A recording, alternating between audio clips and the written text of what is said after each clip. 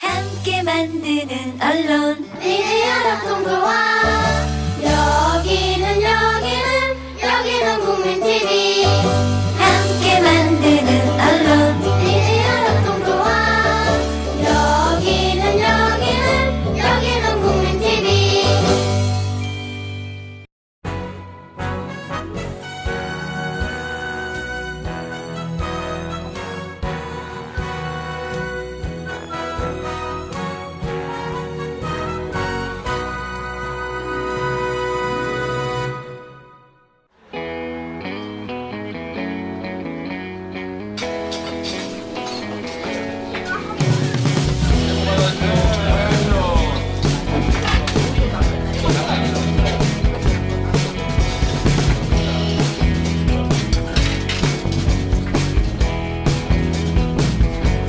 어땠어요, 음식?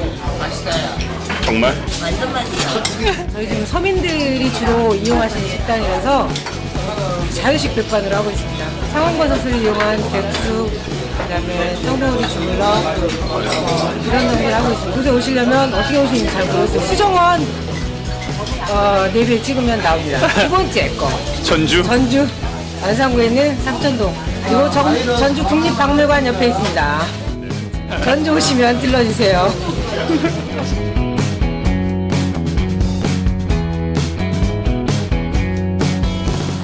맛이 어땠어요? 먹을 게 없어요. 왜 먹을 게 없어? 맛있던데.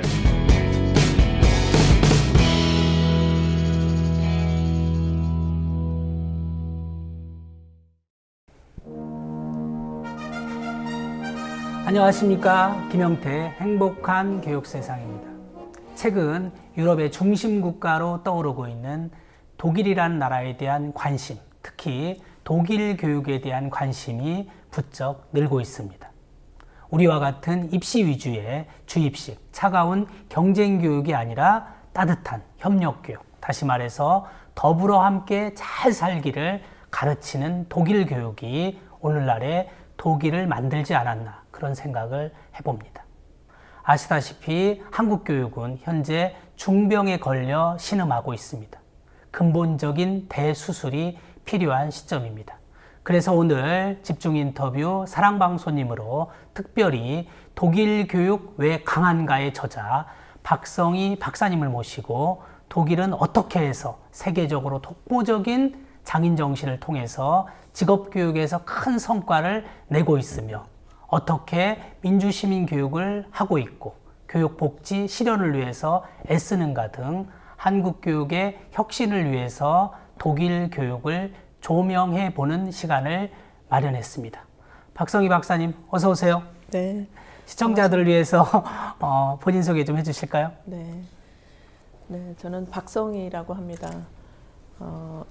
그 독일어 교사였던 남편을 따라서 네. 이제 독일 괴팅겐에 가서 그 독일 생활을 시작했습니다. 네. 이제 처음에는 뭐 남편은 공부를 하고 저는 전업주부로 있을 생각을 하고 갔는데 예. 독일은 그 동반 비자라고 하는 거를 주지를 않습니다. 아, 그래서 그런가요? 성인이 네. 이제 거기서 할 일이 없는 상태로 이렇게 체류하게 네. 되었을 때 네. 그 이제 불법 노동을 염려했던 거라고 생각이 됩니다. 뭐 남편이 네. 공부를 해야 되니까 아무래도 생활비가 필요할 거고. 네. 그래서 이제 비자를 연장할 수가 없어서 이제 네. 할 수 없이 이제 독일어를 배우고 네. 공부하게 되었습니다. 보니까 뭐 네. 한 87년부터 2002년까지 네. 한 15년 정도 네, 15년 계셨네요. 정도 있었고, 네. 네, 이제 두 아이를 독일에서 네. 기르면서 한국 사회와 독일 사회 또 네. 한국의 학교와 독일 네. 학교를 많이 비교하는 그런 경험을 하게 되었습니다. 네. 뭐 그러면 한국 사회와 독일 사회 어떤 크게 다른가요? 어떤 점이? 네, 그냥 사실 저희가 갔을 그 80년대 후반만 해도 네. 이제 뭐 한국 사회가 굉장히 불안정하고 뭐 학생 데모들도 많고 이래서 네. 사실 뭐 대학 생활을 하고 뭐 제가 직장 생활을 하고 이러는 시기에는 뭐 네. 그때 통금이라고 하는 것도 있었지만 네. 사실 여자가 밤늦게 그렇게 다니는 것 자체에 대해서 이제 저도 네. 여자로서 굉장히 이렇게 불안감 이런 것들이 있었는데 예. 독일에 가서는 제가 밤 11시, 12시도 자전거를 타고 많이 다녔거든요. 아, 근데 치안이 굉장히 아주 확실했군요. 안전하다고 하는 네, 거. 안전한 그리고 사회. 내가 어려움을 당했을 때 네. 옆에 있는 독일 사람들이 나를 도와줄 거라고 하는 그런 거에 대한 또 믿음이 좀 있었습니다. 아, 상대방에 대한 그 배려, 존중, 차별이 외국인이라 하더라도 전혀 차별이 없는 네. 예, 그런 거는 뭐 우리가 독일에서 좀 배워야 될 것 같고요. 저도 뭐 독일 한 2번 정도 의원 시절에 그냥 가서 뭐 이렇게 견학 비슷하게 학교나 교육청이나 몇 군데를 좀 방문해 봤는데 저는 독일 사회 특징 중에 하나가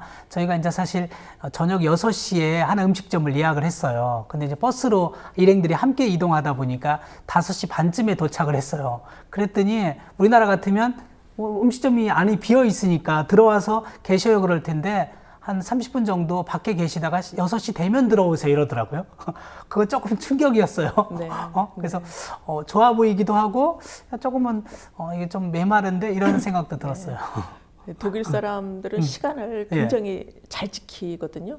그래서 남의 집을 방문을 할 때도 만약에 6시에 초대를 받았다 그러면은 한 10분 전쯤에 그 집 근처에 가서 기다리고 있다가 6시가 딱 되면 바로 그냥 이렇게 초인종을 누르는 그래서 그 시간에 대한 시간, 약속에 대한 약속. 개념, 원칙에 대한 개념이 확실한 그래서 조금 어떻게 보면 그런 건 확실한데 대신 그 서비스는 조금 사막이라고 느껴질 정도로 그러면 이제 본격적으로 우리 독일 교육의 특징은 무엇이라고 보나요? 글쎄 뭐 이제 전반적으로 제가 봤을 때는 한국 사회와 독일 사회와의 어떤 기본적인 사회의 틀이 좀 저는 다르다고 생각하는데요. 이제 우리는 미국 사회를 지향해 나가면서 자본주의라고 하는 것이 기틀이 되어 있는 것 같고 독일 사회는 제가 봤을 때 이제 일종의 공동체 사회거든요. 네, 우리는 이제 경쟁과 효율을 우선시했죠. 그렇죠.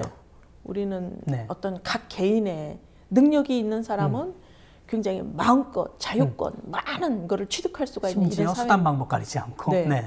근데 독일이라고 하는 사회는 어려서부터 아이들에게 우리는 하나의 공동체 사회의 구성원이라고 하는 것을 많이 가르치기 때문에 함께 나가고자고 하는 그런 것이 굉장히 그 독일인들 각 시민의식이라고 할까요? 그런 것들이 좀 잘 몸에 배어 있는 것 같습니다. 시민의식, 공동체의식이 많이 함양돼 있다. 왜냐하면 지금 어쨌든 독일이 유럽의 중심 국가로 떠오르고 있지 않습니까? 뭐 경제면 경제, 정치면 정치, 문화면 문화. 근데 이제 이런 힘이 독일의 힘이 결국 독일 교육의 힘이 아닌가, 거기서 비롯된 게 아닌가 이렇게 많은 분들이 보고 있는 거고요. 특히 금방 말씀하신 이제 민주시민 교육을 많이 강조한다면서요.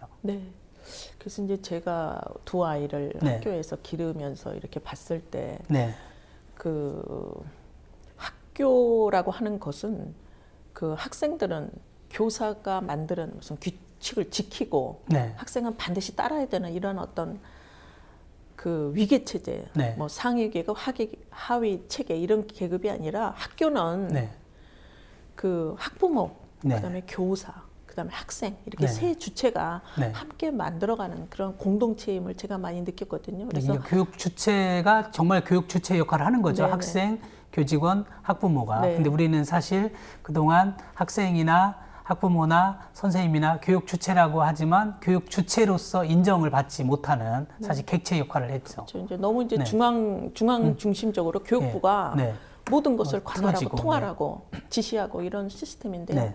독일은 이제 16개의 주 정부가 있습니다. 16개 주 정부가 각각의 주 교육법을 따로 가지고 있습니다. 그래서 이 9년제가 학교 의무 교육 기간인데 독일 정부는 그렇게 보는 거죠. 정부의 역할과 주정부의 역할은 다르다고 보는 거죠. 그래서 주 정부는 이제 독일이 유럽 사회에서도 보면 굉장히 늦게 이제 통일을 한 것으로 돼 있는데요.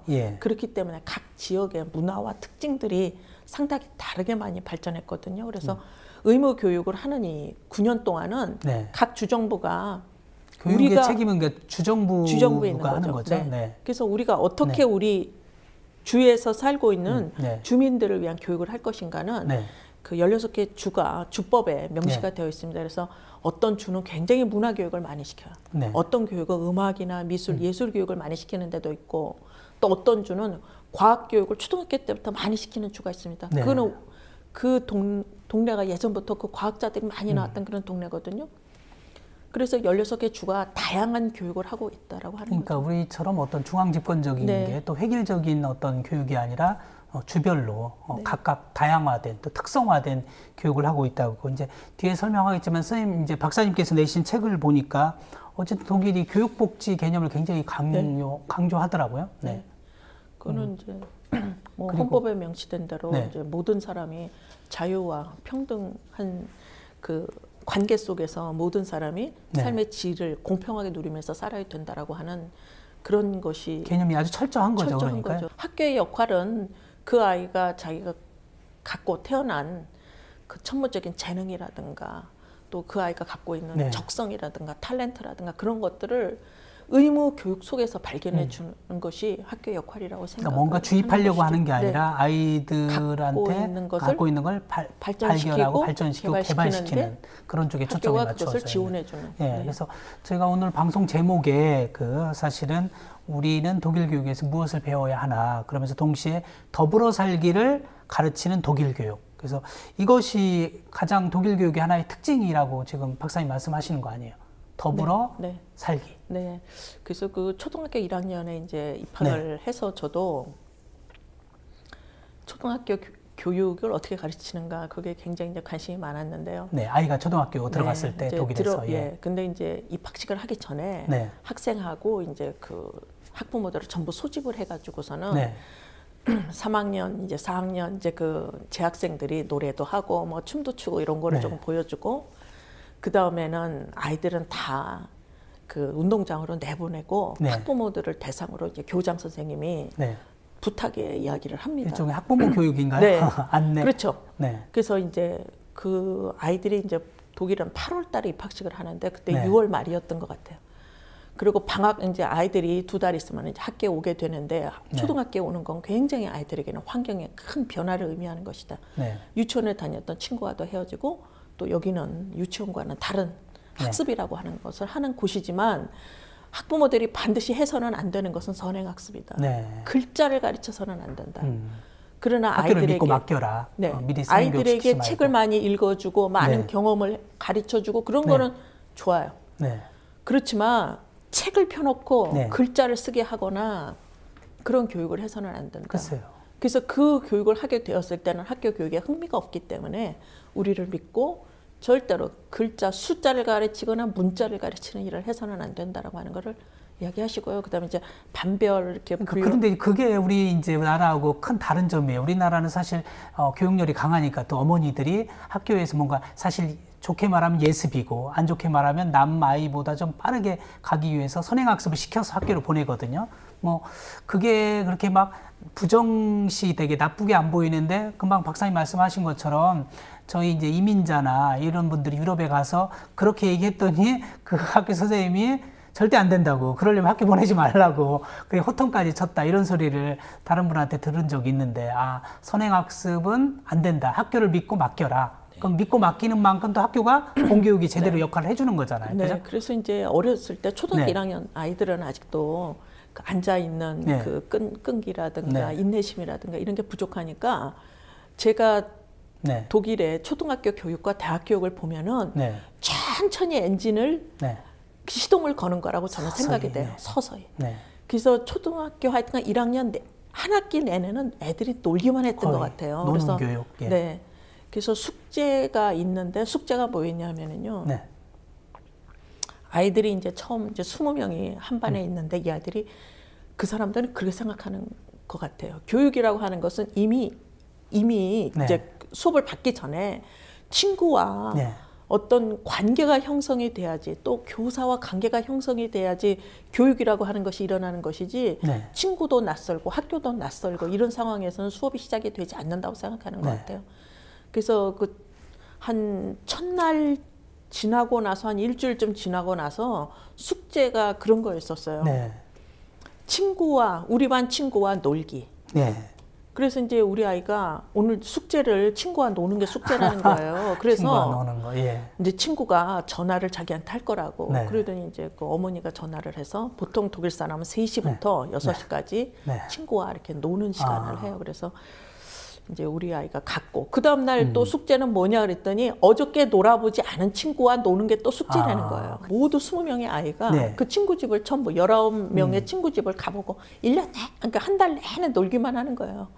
그 친구 집에 가보고 그 친구 집에 있는 강아지도 만져보고 그 친구 집에 있는 토끼도 만져보고 자기가 갖고 있잖아. 장난감도 하면서 그 아이가 이렇게 친해지고 네. 그다음에 이제 또 나중에는 날씨가 좋고 이러면 선생님 집을 이제 20명 학생이 방문을 해가지고 그러니까 한 반 학생이 20명인 거예요. 네, 20명. 네. 그래서 선생님 집에 가가지고 근데 이제 초등학교 선생님들이시니까 네. 집에 토끼도 그리고 아이들 보여주기 위해서 그런 걸 많이 하시더라고요. 그래서 그날 선생님 집에 가 토끼도 만지고 강아지도 만지고 네. 이제 뭐 조그만 그 집에서 기르는 뭐 다양한 것들 화초도 있을 수 있고 네, 식물도 보고 그래서 선생님 집을 그냥 1층, 2층 다 돌아다니고 그리고 놀다가 왔다고. 하나의 그냥 또 교육 공간이네요. 선생님 댁이. 그래서 이제 선생님은 그죠? 아이들에게 뭐 간단하게 요구르트 네. 같은 거 이런 거. 네. 선생님은 집에서 이런 거 해먹는다 이런 네. 아이들에게 또 주기도 거의 해서. 뭐 일종의 가족 같은 네, 교육인 그렇죠. 거예요. 그죠? 그리고 독일은 1학년 때 학생을 배정을 받으면 네. 독일은 초등학교가 4년인데요. 4년 네. 동안 이 20명의 학생이 4년까지 같이 갑니다. 이게 학생을 안 바꾸질 바뀌고요? 않아요. 네. 그러면 금방 이제 우리하고 좀 다른 점이 학급당 학생 수도 지금 적은 거예요. 20명이면. 우리는 아직도 뭐 25명, 30명을 넘고 있는 데가 많은데. 그리고 선생님도 바뀌지가 않습니다. 한 선생님이 1학년에서 4학년 때까지 그대로 올라가니까. 하시고 상급학교 진학할 때는 그 네. 학생에 대해서 추천서를 씁니다. 그러니까요. 내가 4년 동안 이 아이를 보니까 네. 이 아이가 처음에는 이랬는데 이런 네. 적성을 발휘해서 이 아이는 인문계 중학교를 가면 좋겠다. 네. 내가 보니까 얘는 참 예술에 관심이 있고 네. 이러니까 이런 학교를 가면 좋겠다. 그래서 선생님이 네. 추천에 의해서 상급학교 그러니까 진학을 4년 동안 지켜보면서 아이에 대해서 제대로 정확히 알고 있기 때문에 아이뿐만이 아니라 아이의 가정 네. 상황, 그 부모의 네. 직업까지 다 다 알고 아니까. 그러면 그거를 존중하는 거잖아요. 부모님들도. 네, 그죠? 그리고 네. 선생님의 그런 물론 상담을 해서 학부모의 그 요구와 네. 또 학생의 요구, 선생님의 평가 이런 것들을 이야기를 하긴 합니다. 네. 그렇지만은 종합하긴 하겠죠. 네. 그래서 지금 이제 독일 교육이 이제 우리하고 또 다른 점이 아까 학교가 좀 작다는 거 아니에요? 우리는 보통 막 학생 수가 한 학교에 1000명, 1500명 막 이렇게 되는데 지금 독일 경우는 작은 학교를 지향하는 거잖아요. 독일뿐만 아니라 이제 서유럽 국가들, 소위 말하는 교육 선진국들은 다 그런 거고. 그러면 독일 교육 제도에 대해서 조금만 설명을 좀 더 해주실래요? 네. 네, 이제 4년 동안 네. 이제 한 학교에서 공부를 하고 네네. 선생님의 이제 그 추천서를 가지고 자기가 네. 가고 싶은 네. 그 학교를 선택을 합니다. 근데 네. 이때 학교가 3가지 학교로 나누어집니다. 그래서 네. 그 이론 수업을 잘 듣고 이러는 아이들은 이제 인문계 중학교로 진학을 하고요. 그 이제 김나지움인가요? 네, 김나지움이라고 하고. 네. 그러니까 우리식의 일종의 그 인문계 고등학교 네, 비슷한 인문계 거예요. 중학교. 예, 예. 네. 중고등학교. 그 다음에 이제 독일은 이제 레알슐레라고 하는 학교가 레알슐레? 있는데, 네. 이 학교는 이론만 가르치는 것이 아니라 네. 이때부터 좀 체험 학습을 많이 하는 학교예요. 이론보다는 실습을 위주로. 네, 실습. 네. 그래서 이론과 실습을 같이. 학습과 기술을 함께 익히는. 우리가 예. 꼭 어떤 지식을 배울 때 꼭 네. 이론으로만 갖고 배우는 건 아니거든요. 네. 그것을 해보는 과정에서도 굉장히 많은 학습이 일어나기 때문에 네. 그 학교의 컨셉이 좀 다른 거고요. 네. 이 학교를 한 40% 정도 가는데 네. 그 초등학교 졸업생에 되게 네. 굉장히 선호해요. 이 레알슐레를 가는 네, 걸. 네. 그리고 그 다음에는 이제 뭐 어느 나라나 네. 이게 이제 가정 형편에 의한 것이 중요한 원인인데요. 네, 네. 이제 부모라든가 좀 저소득층이라든가 네. 이런 아이들이 이제 성적이 좀 좋지가 않습니다. 그럼 이 아이들이 한 25%, 30% 정도가 이 하프트슐레라고 하는 학교를 갑니다. 예. 네. 아무래도 좀 성적으로 이렇게 분류가 되기도 하는데 네. 이렇게 독일은 이제 이론 수업을 잘 알아듣는 아이는 인문계 중학교로 가고 네. 그다음에 이제 레알슐레를 가거나 아니면 이제 하프트슐레에서 학교가 이렇게 3가지 학교로 분류가 되어 있습니다. 네, 그거를 근데 거의 아까 얘기한 선생님이 거의 추천하면 특별한 경우가 아니면 그걸 학생이나 부모님이 인정하고 네. 따르는 거 아니에요. 네. 그죠? 이것도 이제 사실 우리 교육하고 좀 다른 점이에요. 하프트슐레를 갔는데 선생님이 보니까 공부를 상당히 잘해요. 네. 그러면 그 아이가 인문계 중학교로 가기도 하고요. 아, 또 인문계 중학교로 갔는데 공부를 안 해서 네. 낙제를 2번을 하게 되면은 네. 하급 학교로 내려가야 됩니다. 그런 그래서 약간의 이 융통성도 플렉시블한, 있네요. 네, 네, 네. 융통성이 많이 발휘가 됩니다. 그리고 이제 특별히 초등학교 교육에서는 핵심 역량 이거를 뭐 강조한다고요. 네. 그래서 이제 독일에서는 초등학교 교육의 특징이 뭡니까? 그러면은 네. 배우는 것이 얼마나 즐거운지 그거를 배우는 것이 초등학교 교육인 것 같습니다. 네. 일단 공부를 잘하려면 아이 스스로가 공부하는 거를 좋아해야 되거든요. 네, 네. 그래서 그러한 이제 지식을 가르치는 거 이것도 중요하고요. 이제 두 네. 번째로는 독일은 아이들이 어렸을 때부터 자기 주도적인 학습 역량이라고 하는 걸 가르칩니다. 네. 자기 주도적인 학습이에요. 모든 걸 스스로 네. 하도록. 그래서 우리는 보통 아이가 공부를 못한다 아니면 아이를 공부를 더 잘하게 하고 싶다 그러면 우리는 네. 학원을 보내잖아요. 좋은 네네. 학원 소위 말하는. 네. 근데 독일의 아이들은 자기네들 스스로가 네. 학습 서클을 만들어요. 공부하는 네. 스터디 서클을 초등학교 아이들도. 그래서 초등학교 시절부터 일종의 동아리가 있다는 거죠. 일주일에 한 번씩 동아리? 만나가지고 우리가 책을 네. 읽고 우리가 서로 이야기를 해보자. 그러면은 네. 그 어떤 친구 집에서 아니면 네. 돌아가면서 그래서 이제 독일은 이 사교육기관이라고 하는 것이 없는 거거든요. 네.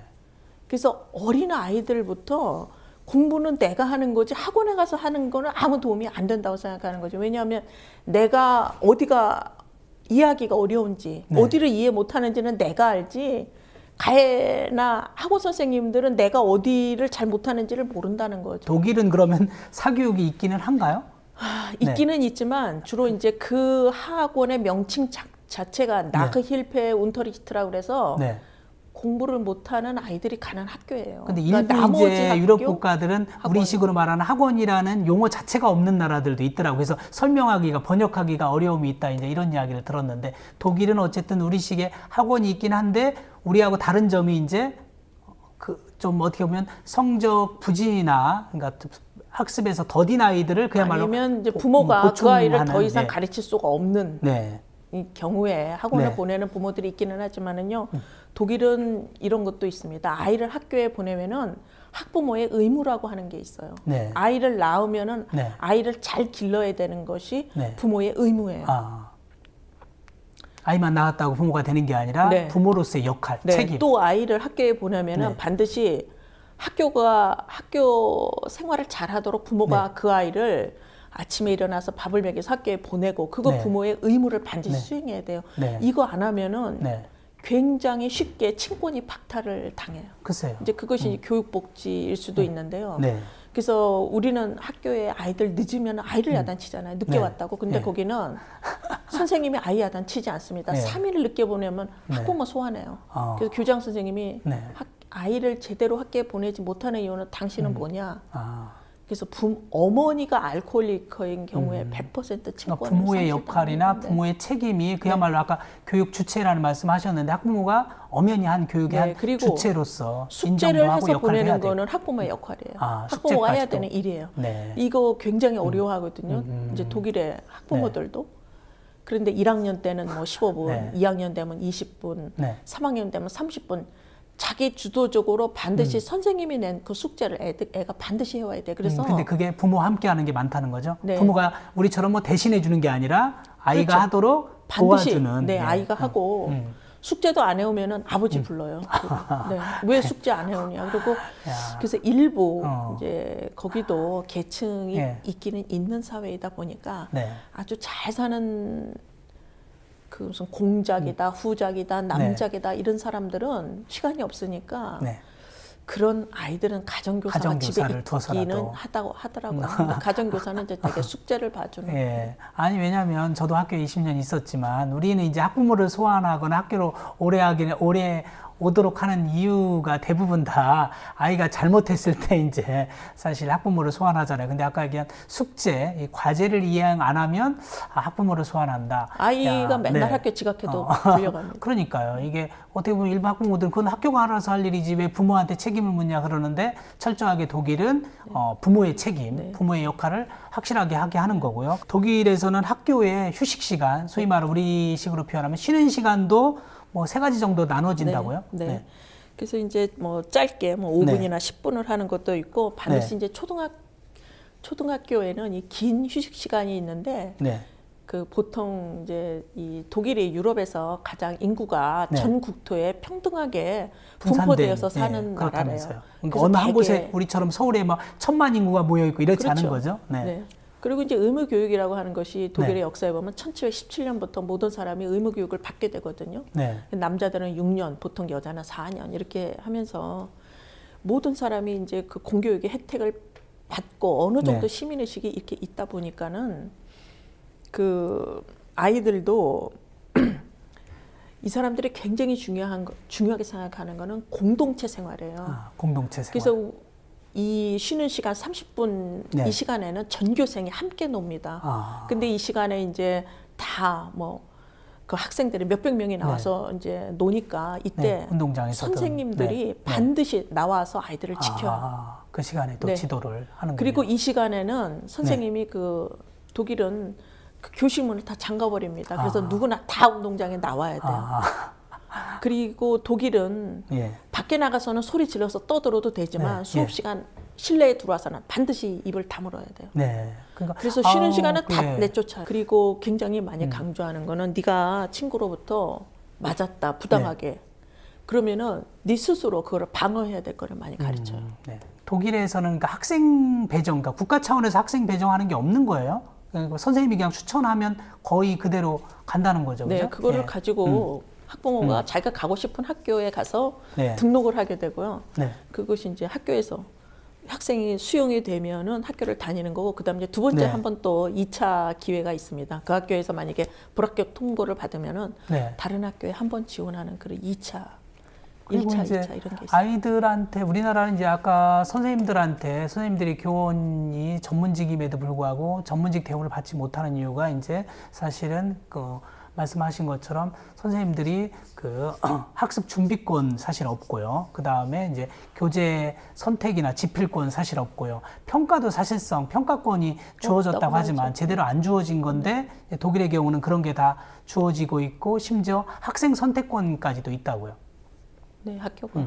그리고 이제 독일은 우리나라 같은 경우에는 뭐 영어를 선생님이 배우지 않은 선생님이 문제를 출제를 하고 뭐 그다음에 시험을 보는 경우도 있는데요. 독일은 일반 선생님하고 이반 선생님이 영어 선생님이 다르시다 그러면은 그 자기가 배운 선생님한테 반드시 평가를 받게 돼 있거든요.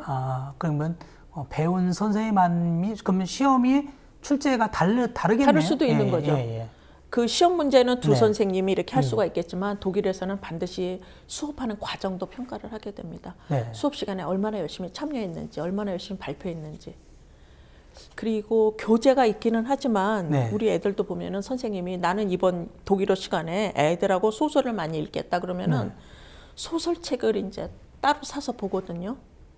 그러니까 선생님이 스스로 융통성한 또 자율권을 많이 주는 거예요. 그러니까 그죠? 선생님이 영어를 가르칠 때 영어 책을 갖고 공부할 수도 있지만 외국의 영어 소설을 읽으면서도 할 수 있다고 생각하시거든요. 그걸 또 그러면 학부모나 교장 선생님이 존중을 해주는 거잖아요. 우리 같은 경우 만약에 금방 어느 특정 선생님이 그 교과서 외에 다른 교재를 가지고 수업을 한다 그러면 그 대본에 아이 중에는 일부 항의가 들어오거나요. 또 학부모 중에도 왜 그렇게 하냐, 그렇게 이의 제기할 수 있거든요. 그런데 독일은 아까 얘기한 그 교사를 전문가로 인정하니까 교사를 믿고 또 따라가는 거잖아요. 그죠? 신뢰하니까. 독일이 이 학원이 없는 것이요. 각 선생님마다 평가를 다르게 하기 때문에 어느 학원에서 그 그렇겠네요. 선생님이 가르치는 그걸 가지고 받을 수가 없고. 그러니까요. 가르치는 다 방식도 다양하고 출제 유형도 다 다양한데 그다음에 평가 수업 과정이 평가가 되거든요. 그거를 누가 그러니까 뭐 사교육을 해줄래야 사교육 기관이 할 수 없겠어요. 근데 우리는 뭐 거의 사교육 기관이 이렇게 큰 게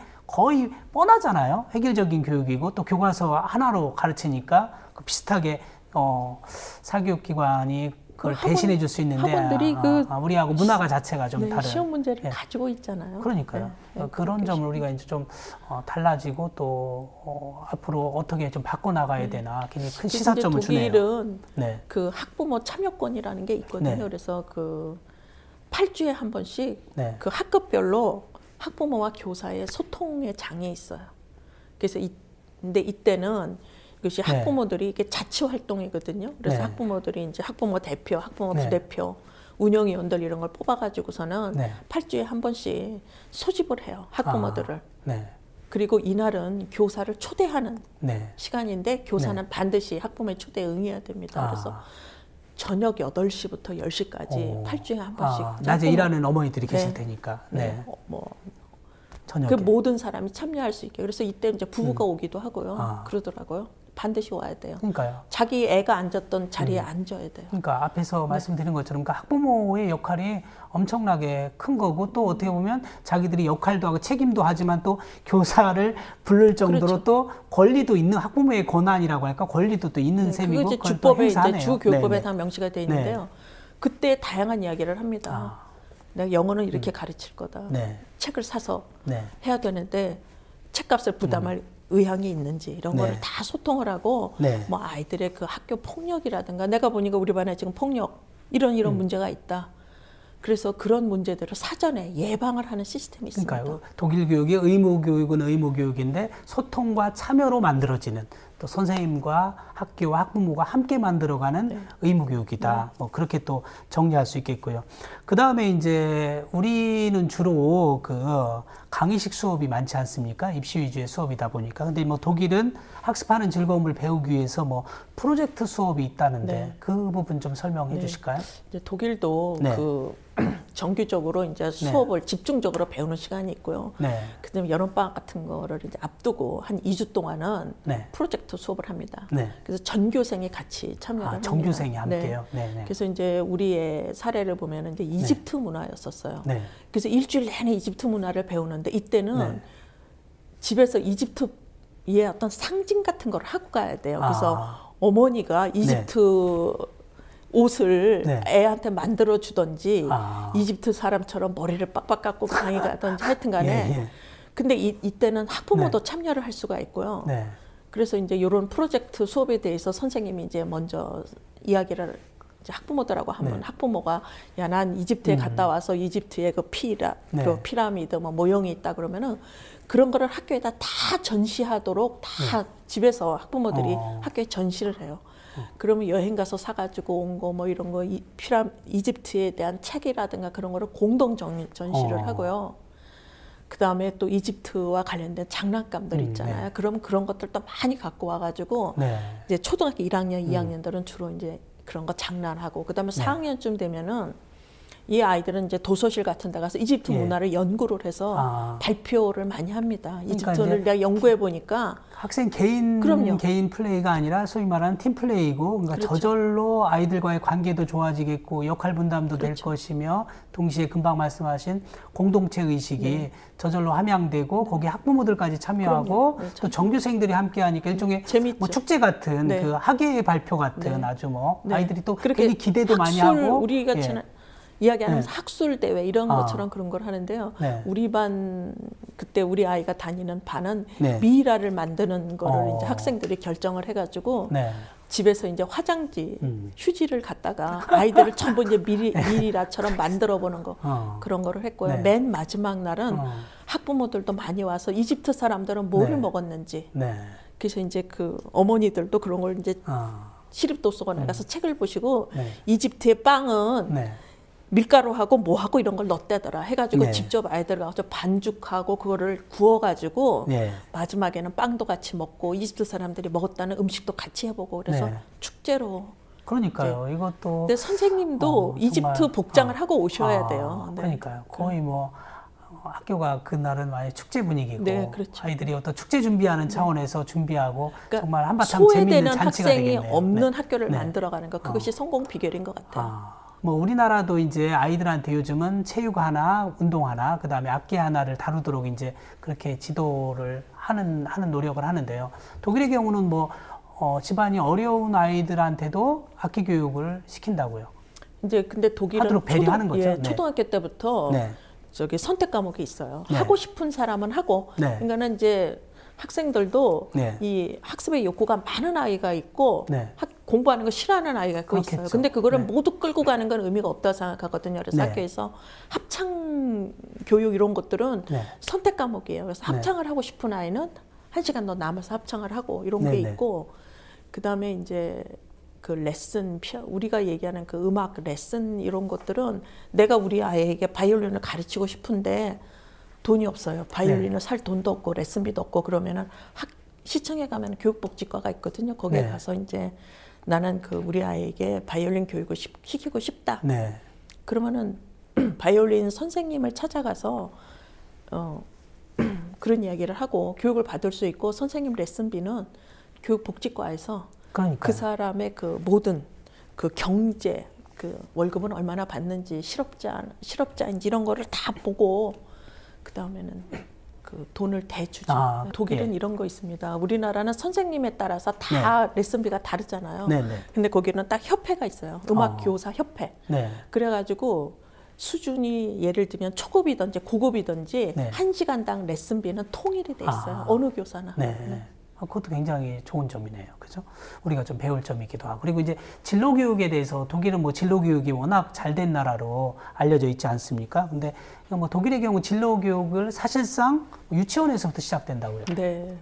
저도 이제 유치원에서 이제 공부할 때 이런데 실습도 가서 해서 보고 그러면 그 이제 양성평등이라고 하는 것도 어려서 가르치고 그다음에 이제 여기에 교육이 한 사람 한 사람 모두가 자율적으로 생활할 수 있는 능력을 길러주는 것 같아요. 그래서 모든 사람이 요리를 하는 거는 기본이라고 생각하는 것 같아요. 남녀 모두 남학생한테도.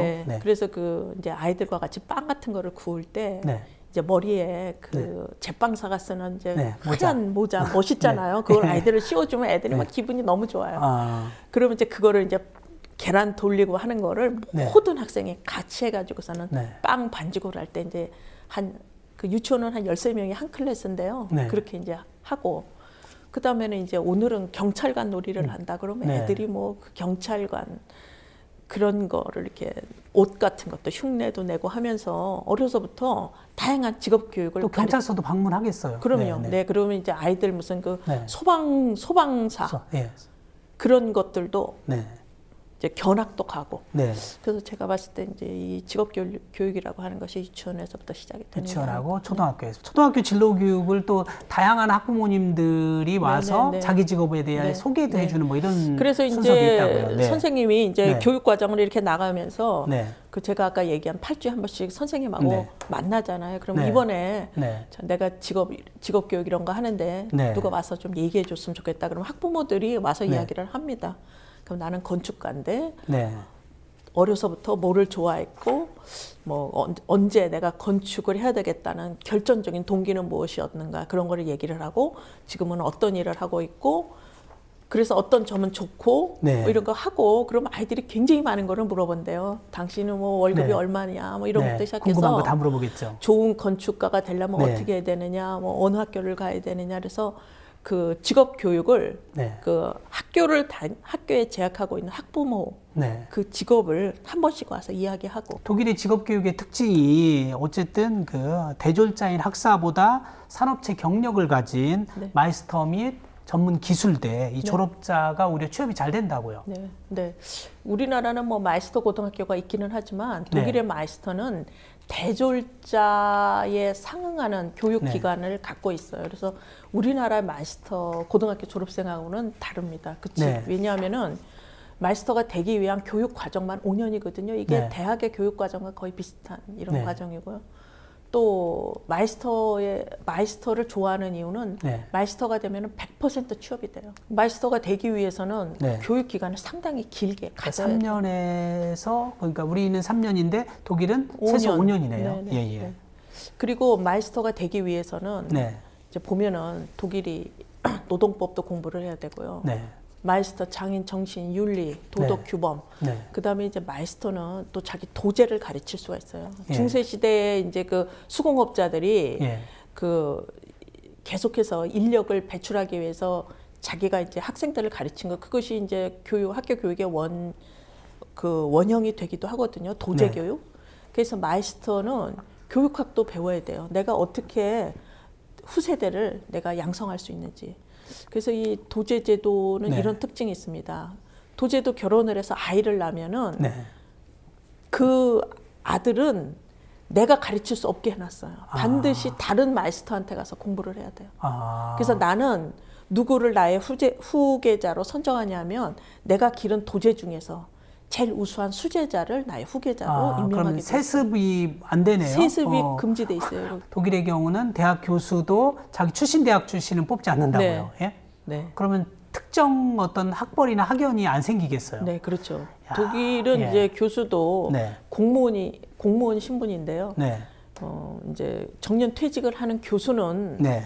다른 이제 자기 후계로 들어오는 교수님을 뽑을 수 있는 권한을 갖지 못하게 됩니다. 네. 그리고 그 대학은 그 출신 대학 네. 교수를 뽑지 못하게 돼 있어요. 그거 반드시 진짜 타대학 졸업생을 뽑게 돼 있어요. 우리 저기 반드시 도입해야 될 시급한 진짜 정책이네요. 아, 정말 앞서가는 나라고 오늘 들으면서 저도 조금 독일에 대해서 공부했지만 야, 정말 우리가 꿈에 그리는 이상적인 것을 이미 실현하고 있는 나라예요. 특히 이제 그 직업을 선택할 때 가장 중시하는 게 아이들이 적성이라는 거 아니에요. 우리 같은 경우는 아이들이 사실 점수거든요. 대학 진학에서도 그렇고 또 직업 선택할 때 연봉이 또 사회적 대우가 어떤가 이것이 중심인데 여기는 독일은 이제 적성이라는 거 아니에요. 그죠? 그렇죠. 네. 네.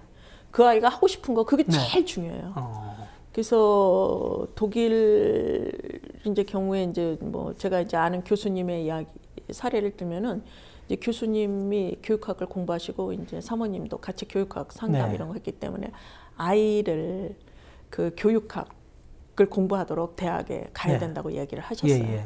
그거는 이제 교수님과 교수님 사모님과의 이제 네. 그 교수님이 원하는 그런 거였는데 결국은 이 아이는 학교 그만두고 네. 지금은 이제 자기가 진짜 하고 싶었던 패션 디자이너를 공부하고 있거든요. 네. 그래서 부모님은 대학을 갈 때 그거 완전한 결정은 아이들한테 맡겨요. 그러니까 아이한테 강요하지 않는 거잖아요. 그러니까 아이가 직업이 물론 기천이 없는 나라라고 하지만 자기가 하고 싶은 일을 하면서 행복하게 사는 거 이게 정말 중요한데 우리는 그게 사실 현실에서 어렵거든요. 그래서 좋은 네. 어떤 직장을 가서도 저는 네. 이제 독일은 뭐 진로 교육에서 끝나는 것이 아니라 네. 이제 자기 적성에 맞게 그거를 공부를 하고 그다음에 네. 직업인이 돼서 그를 즐겁게 하거든요. 네. 즐겁게 일을 하고 하니까 창의력도 더 자기가 또 많이 하고 싶은 생기고 일을 하니까요. 네. 그다음에 이제 평생 교육이라고 네. 하는 것도 요것도 네. 이제 그 공교육 시스템에 들어가 있거든요. 그러니까 초등교육, 중등교육, 네. 그다음에 고등교육, 그다음에 평생교육 이 네 가지가 독일 교육 시스템을 유지하고 있는 것인데요. 우리나라가 행복하지 계속해서 못한 직업인들 연수, 직무교육. 네. 그래서 계속 승진하고 능력을 개발하고 또 패션 분야에서 뭔가 창의력을 발휘할 수 있는 그러한 공부를 하면서 영역을 네. 확장시키고 진로교육, 직업교육, 평생교육. 네. 그래서 그 좋은 인력들, 그다음에 이제 좋은 제품들, 네. 우수한 품질을 갖고 있는 제품을 만들어내는 근로자를 생산해내는 그것이 독일 사회를 성공적으로 만드는 것이 그러니까 아닐까 오늘의 독일을 듭니다. 만든 어떤 저력으로 보이거든요. 그 교육이. 독일은 대학이 적어도 우리처럼 서열화되어 있지 않다고요. 네. 이제 각 그 16개 네. 주가 대학 교육을 관장을 하고 있고 네. 그 대학이 이제 그 공과대학, 예술대학, 그다음에 이제 이렇게 유니버시티라고 하는 것으로 이렇게 네. 되어 있습니다. 그래서 독일의 유명한 대학들은 이 공과대학이 따로 있어요. 종합대학이라고 해서 다 공과대학을 갖고 있는 것이 아니거든요. 아니라 예. 네. 그러다 보니까는 이 공과대학은 교수님들이 되게 네. 누구냐면 산업체에서 근무하던 사람들이 교수가 되는 거예요. 네. 산학 협력이죠. 잘 되니까요. 네. 네. 그래서 우리는 공과대학 교수들 박사학위 있으면 공과대학 교수 됩니다. 근데 네. 독일은 산업체 근무 경력이 반드시 다 있어야 돼요. 아. 그래서 이제 공과대학의 역할은 뭐냐 하면 이 동네에 있는 기업체하고 네. 코오퍼레이션을 하는 거죠. 협력을 맺어서 자, 우리가 이런 제품을 만들어야 되는데 대학에 있는 대학 연구 인력들이 이론적인 기술을 제공을 네. 하고 산업체에서는 실용화할 수 있는 그래서 독일 공과대학의 50%의 그 재원을 기업이 담당하고 있습니다. 네. 그래서 공과대학하고 기업은 같이 완전히 같은 협력의 주체예요. 네. 그런 것들이 좀 부럽고요. 네. 그다음에 이제 유니버시티 이런 네. 것도 이제 교육의 평등이 뭐냐 이럴 때는 네. 교육 기회의 평등도 있어야 되지만 네. 교육을 받는 과정에서도 불평등이 없어야 되고 그다음에 네. 교육 결과의 평등 이런 것들도 네. 독일이 보장을 하고 있기 때문에 대학을 가고 싶은 사람 다 대학에 원하는 대학에 입학할 수 있습니다. 네. 입학이 가능합니다. 그 대신에 1학년이 지나면은 학생을 조금씩 잘라요. 또 뭐 유급 제도가 있는 거잖아요. 사실상. 네. 그래서 이제 법과대학 같은 경우에 네. 200명이 졸업을 하면은 네. 변호사 자격증 한 70명 따거든요. 130명은 계속해서 네. 이렇게 그 탈락하는 이런 구조를 갖고 있기 때문에 대학에 네. 들어가서 굉장히 열심히 공부해야 됩니다. 그래서 아니, 아까 어느 대학을 들어간 건 별로 안 중요해요. 아니, 그러니까 대학을 졸업하기가 굉장히 어려워요. 우리나라는 어느 대학을 들어가느냐가 굉장히 중요한 게 네, 됐고요. 거기서 이제 대한민국 공부는 끝나는 거죠. 네. 네. 그래서 그러니까 지금 우리는 이제 사실 대학 학비도 본인이 돼야 되고 뭐 석사, 박사는 물론이고요. 근데 독일 같은 경우는 뭐 학사, 석사, 박사까지 사실상 무상 교육임에도 불구하고 대학 진학률이 높지 않고 대학에 굳이 안 가려고 하는 이유가 대학을 안 가도 또 고등학교만 나와도 임금이나 승지면에서 별 차별이 없다는 거 아니에요. 그죠? 네. 그런 학력, 학벌, 차별 금지법이 없는데도 학력, 학벌에 대한 차별이 없는데 어떻게 그게 독일에서 가능할까요? 그것은 독일의 네. 이제 국가의 역할은 뭐냐 하면은 네. 국가의 그 헌법이라고 하는 것을 네. 정말 다 지키고 있는가 이걸 감독하는 것이 저는 국가의 네. 역할이라고 생각하고 네. 지방 정부는 그걸 네. 수행해 나가는 역할을 한다고 생각하거든요. 그러니까는 독일 기본법에 헌법에 모든 사람은 자유와 평등을 누린다고 하는 원칙. 네. 그다음에 이제 이제 권력 그 분립의 원칙 네. 이런 거. 그래서 16개 주정부가 네. 똑같이 평등한 관계에 있거든요. 네. 그런데 그것이 어떻게 가능하냐면 16개 주는 네. 각각의 산업 구조나 그 주민 수가 다르기 때문에 어떤 네. 주는 돈을 많이 벌기도 하고 네. 또 산업이 조금 없는 주는 이제 그 수입이 적기도 한데 네. 독일은 16개 주가 잘 사는 주가 잘 못 사는 주를 도와주게 돼 있어요. 조세 네. 이런 것들을 이렇게 재원을 공평하게 나눠서 쓰게 돼 있거든요. 조세 형평 제도가 잘 돼 있다는 거죠. 네. 그러니까 개인이든 주든 그러니까 네. 이제 뭐 꼭 독일뿐만 아니라 그 유럽 특히 북유럽 국가들이 그게 이제 그렇게 사회복지나 교육복지가 잘 되는 게 개인 같은 경우도 많이 버는 사람은 또 많이 세금을 내고요. 그죠? 또 그런데 이제 지금 독일 같은 경우는 좀 부자주 같은 경우는 조금 가난한 주를 좀 돕는 그런 어떤 네. 조세 형평 네. 어떤 제도가 아주 이제 잘 평등을 정착되어 있네요. 이루어지기 네. 위해서는 기본적으로 네. 경제력이 똑같아야 된다는 거죠. 경제력이 다른 상황에서는 누가 더 힘을 많이 갖느냐? 그럼 자본이 많은 사람이 힘을 많이 갖게 되잖아요. 그러니까 그거를 평등하게 나눈다는 그런 원칙에 의해서 이 대학 교육은 유니버시티라고 하는 이론 중심의 교육 이외에도 파호슈레라고 하는 이 전문 기술 대학이 있습니다. 그런데 독일이 보통 70% 정도가 이 전문 기술 대학을 가고요. 30%가 유니버시티를 가는데 이 파호슈레 여기 졸업하면은 파호슈레죠. 파호슈레 여기를 졸업을 하면은 100% 거의 취업이 된다고 봐야 돼요. 그러니까는 여기는 이제 남학생들이 많이 가는데 이론도 알고 기술도 갖춘 전문가들이 주로 많이 가죠. 그러니까 이제 저희가 이제 유럽을 보면 노블레스 오블리제, 뭐 프랑스식으로 하면 또레랑스 뭐 이런 것도 많이 생각나는데 그 아까 얘기한 이제 의사가 되든 교수가 되든 또 뭐 좀 우리나라 시각에서 말하면 좀 잘 사는 사람들이 세금을 많이 내는 거에 대한 거부감이 별로 없는 것 같아요. 그분들이 또 사회 지도자, 부유층, 상류층이 되면 당연히 세금 많이 내는 거를 아까 노블레스 오블리제 차원에서 그렇게 하는 것 같고요. 그죠? 네. 그래서 독일 사람들은 대학을 졸업한 사람을 아카데미커라고 부르거든요. 그런데 아카데미커는 특별한 시민 정신을 더 많이 갖고 특별히 배운 사람으로서의 역할을 해야 되는 거 그것이 인텔리겐트가 해야 되는 역할이라고 느끼는 거죠. 반드시 해야 되는. 그러니까요. 그런 게 우리가 이제 배워야 될 거고 그래서 지금까지 박사님이 주로 말씀하신 것을 물론 이제 많은 말씀 가운데 더 못하신 것도 많은데 그래서 이제 책으로 내셨잖아. 이게 이제 소위 말하는 독일 교육 왜 강한가 이 책에 담으셨던데 그래서 그 독일 교육 왜 강한가 이 책을 출판한 뜻은 어디에 있습니까? 네, 제가 2002년에 이제 박사를 하고 이제 대학에서 강의를 하고 이러면서 한국의 교육과 독일의 교육을 이렇게 많이 비교해 보면서 한국은 엄청나게 발전을 했음에도 불구하고 교육의 문제는 과거보다 훨씬 심각해졌고 그다음에 이제 경제적인 파이는 엄청나게 커졌는데 그럼에도 불구하고 이 경제적으로 커진 파이를 모든 사람이 공동으로 이렇게 지금 나누지 못하는 거 이게 큰 문제인 것 같습니다. 빈부차가 워낙 심한 나라죠. 네, 그리고 이 교육에서의 불평등도 보통 뭔가 더 경제적인 것으로 많이 그것만 생각을 많이 하거든요. 나는 돈이 없어서 사교육을 못 받아서 성적이 안 좋아. 독일 사람은 그렇게 생각하지 않아요. 그러니까 오죽하면 금수저, 흑수저 얘기가 나왔어요. 그렇죠. 그 타고난 이제 네. 계층의 고착화, 악순환 네. 이것이 계속되는데 네. 이러한 재생산을 바꾸기 위해서 네.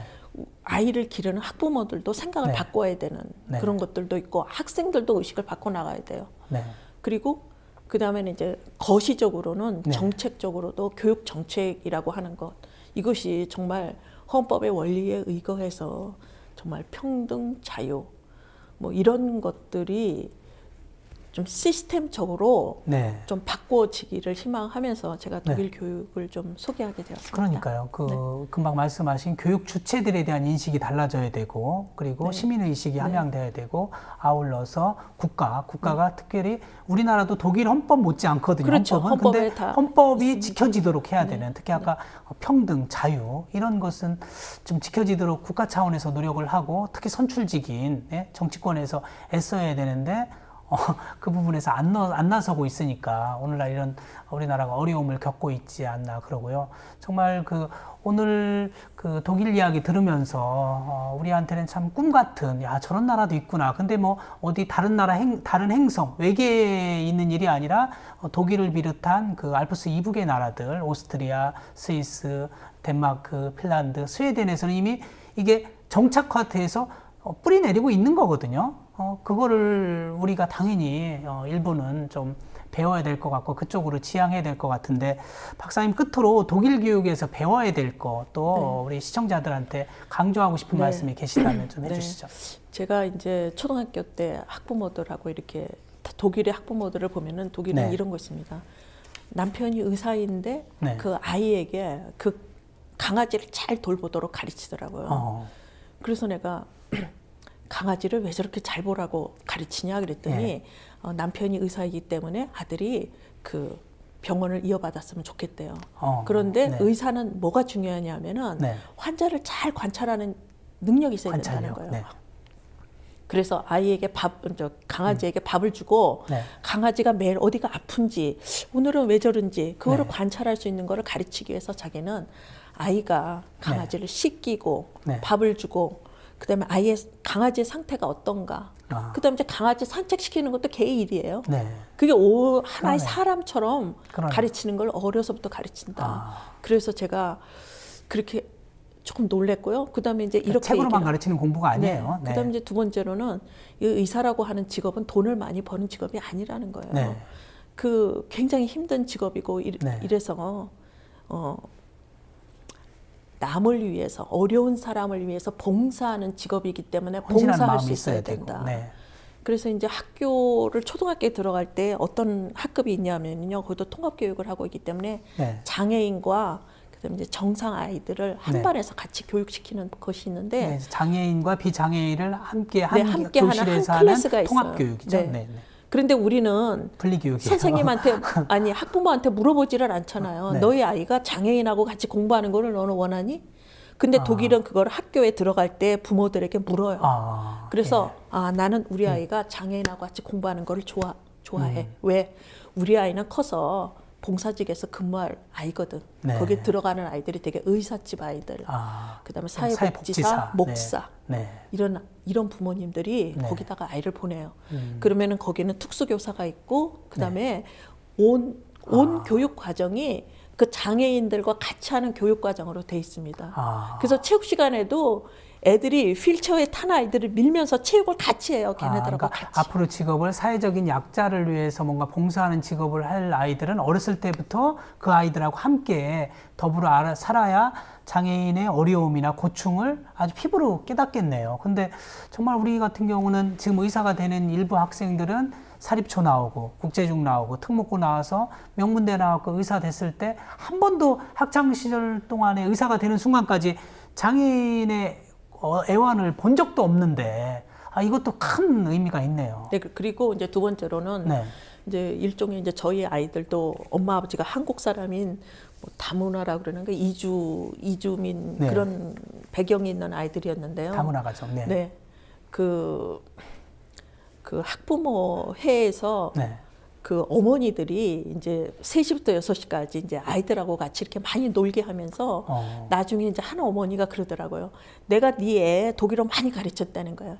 네 애가 독일어 이상하게 발음하고 뭐 이상하게 발음 못하고 독일어 빨리 하고 그럴 때 그거 그렇게 하는 거 아니라고 이렇게 책도 읽어보라고 그러고 우리 집에 놀러 왔을 때 내가 네 딸 독일어 많이 가르쳐줬다. 그래서 그런 게 우리는 무슨 다문화 교육 지원 센터 해가지고서는 그 사람들을 거기에 오게 해가지고 많은 돈을 쏟잖아요. 근데 그 다문화 가정의 아이들이 지금 모든 학교를 다니고 있잖아요. 그럼 거기서 학부모가 그 다문화 가정의 아이들을 우리 집에 오게 해갖고 밥도 먹이고 숙제도 같이 봐줘요. 그렇겠네요. 그러면서 한국어 잘못하면 엄마들이 가르쳐요. 그래서 이것이 일상생활 속에서 모든 사람이 같이 살아가야 된다라고 하는 걸 어려서부터 배우거든요. 그런데 우리는 다문화 가정 지원센터, 다문화 가정 지원법 특별히 많이 지원하고 독일은 그런 거 없습니다. 다 평등하게 그런 문제들을 일상생활에서 시민들이 알아서 시민의식을 가지고 지원하는 그런 공동체 사회를 만들어가는. 그러니까 평등의 개념이라는 게 아예 뭐 기본적으로 깔려 있고요. 사람을 존중하고 또 어떤 식으로든지 차별하면 안 된다라고 하는 게 또 아예 철저한 그런 독일 사회에 우리가 좀 배워야 할 게 굉장히 많은 나라인 것 같습니다. 박사님 오늘 귀한 시간 나와주셔서 고맙습니다. 네, 감사합니다. 고맙습니다. 우리는 왜 대학에 그토록 가려고 하는가? 그리고 소위 명문대학이라고 하는 서열 높은 대학에 올인하려고 하는가? 적성에 맞지 않고 능력이 따라주지 않는 아이들을 조기 교육시키고 높은 사교육 부담을 감내하면서 심지어 좋은 학군, 좋은 학원이 모여있는 곳으로 이사를 가고 중학교 때쯤에는 부모와 자녀가 한바탕 전쟁을 치르고 고등학교 때부터는 점점 좌절과 시리에 빠지고 또 용케 대학에 진학했다 하더라도 원하는 진로가 맞는지에 대한 정체성 혼란을 한바탕 겪고 높은 등록금 걱정과 졸업 후 취업에 대한 불안으로 알바와 학업을 병행하느라고 또 탈진하고 이상은 한 학부모님의 이유 있는 항변이자 구구절절한 공감 가는 그런 이야기입니다. 오늘 방송 보신 것처럼 다들 독일 교육이 부럽다는 생각 많이 하셨죠? 우리는 어떻게 하면 이렇게 독일처럼 할 수 있을까요? 더불어 함께 잘 살기를 가르치는 독일 교육이 오늘날 독일을 만들지 않았나 그런 생각을 해봅니다. 우리나라도 이제는 차가운 경쟁 교육에서 따뜻한 협력 교육으로 그리고 수직적 서열화에서 과감하게 수평적 다양화를 꾀해야 되지 않을까요? 교육 때문에 고통스러운 대한민국을 교육 덕분에 행복한 대한민국으로 만들어 갑시다. 오늘 방송은 여기까지입니다. 시청해 주셔서 감사합니다. 다음 시간에 뵙겠습니다.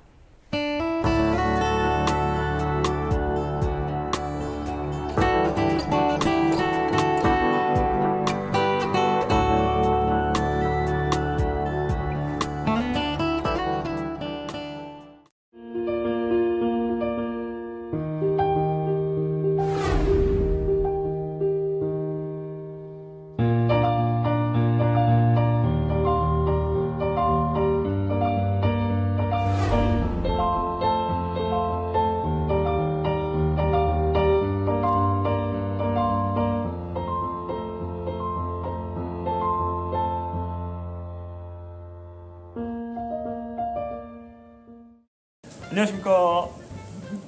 이사장 맡고 있는 현상입니다. 네, 안녕하세요. 제작국의 김종훈입니다. 네, 새해 복 많이 받으세요. 새해 많이 받으세요. 올해부터 저희 그 국민TV에서 우리 조합원님들이 내주시는 그러한 그 소중한 정성에 조금이라도 좀 보답하고자 조합원님들이 그 하시는 일, 네. 또 조합원님들이 생산하시는 농산물이나 네. 조합원님들이 하고 있는 각종 사업장들 많이 좀 우리 조합원들뿐만이 아니고 여러 이런 쪽에 좀 홍보를 할 그러한 계획을 가지고 있습니다. 그렇습니다. 아시죠? 삼성동 재벌 광고는 받지 않습니다. 네.